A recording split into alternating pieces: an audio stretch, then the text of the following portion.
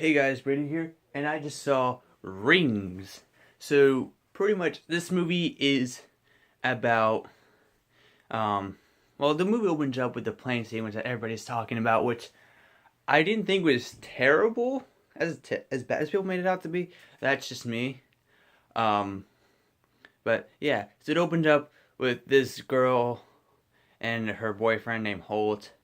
Um, they're having like Skype conversations and stuff, and she's trying to figure out what happened to her boyfriend after he mysteriously disappears, and so she's pretty much like looking for him and stuff like that. And they have like this professor who's played by Leonard Hofstadter, aka Johnny Galecki, um, who's pretty much like the all knowing of the tape and stuff like that. He like pretty much not experiments the tape, but he kind of like dissects it and tries to like see what's wrong with the tape and stuff like that.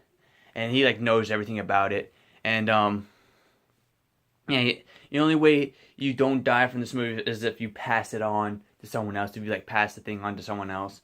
And it's a really interesting mystery at its core. Like the core of this movie is a mystery movie, and I thought the direction they took it in was a pretty cool direction.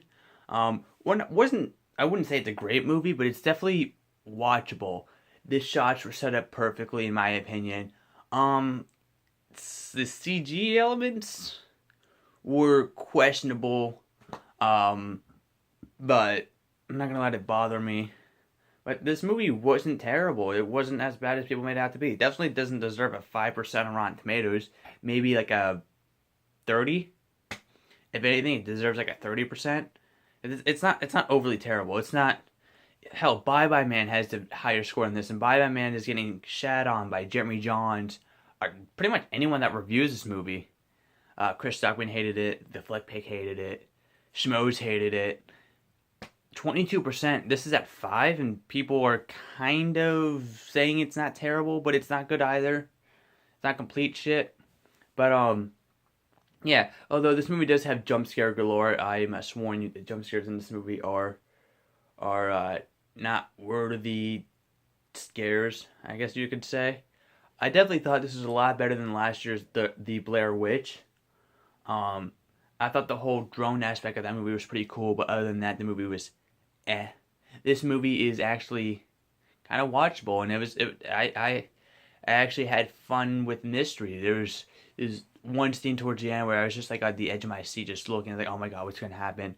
But that's pretty much it. The Johnny Galecki was in this movie, and Vincent D'Onofrio, who, if you guys don't know who Vincent D'Onofrio is, he's the I think his name was Private Pyle, I believe his name was in Full Metal Jacket. He's the fat kid.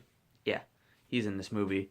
He was also in last year's Magnificent Seven and 2015's Jurassic World.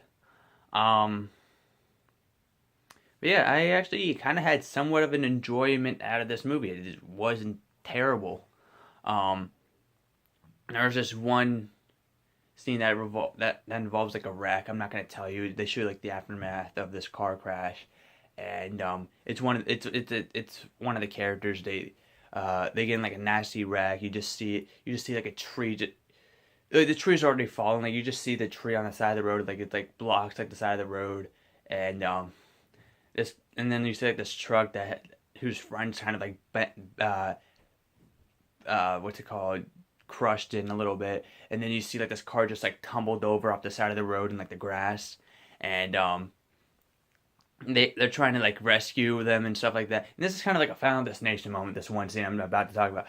The girl is trying to rescue the character, and as she's trying to rescue the person, like another person comes to them and is like grabs him, because as soon as she's about to rescue the guy underneath the car, like not like a tree, like an electric pole just like falls down on the car and like zaps the dude and he dies.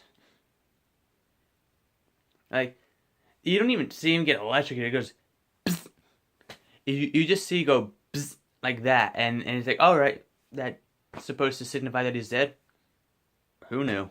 Like it was very lazily, but interesting. It was a interesting couple minutes, but anyway, so I'm gonna give Rings 3 stars out of 5. Well, it wasn't terrible. I thought this was better than a little bit better than Space Between Us. Um, it's watchable. It's not awful. Although I actually kind of liked Blair Witch. Actually, I might. Looking back at Blair Witch, the Blair Witch. I mean, it's not that good. I think I gave like a 3.5. I give like a 2 now. But this movie I think is a little bit better. Is a lot better than the Blair Witch, which isn't really saying much.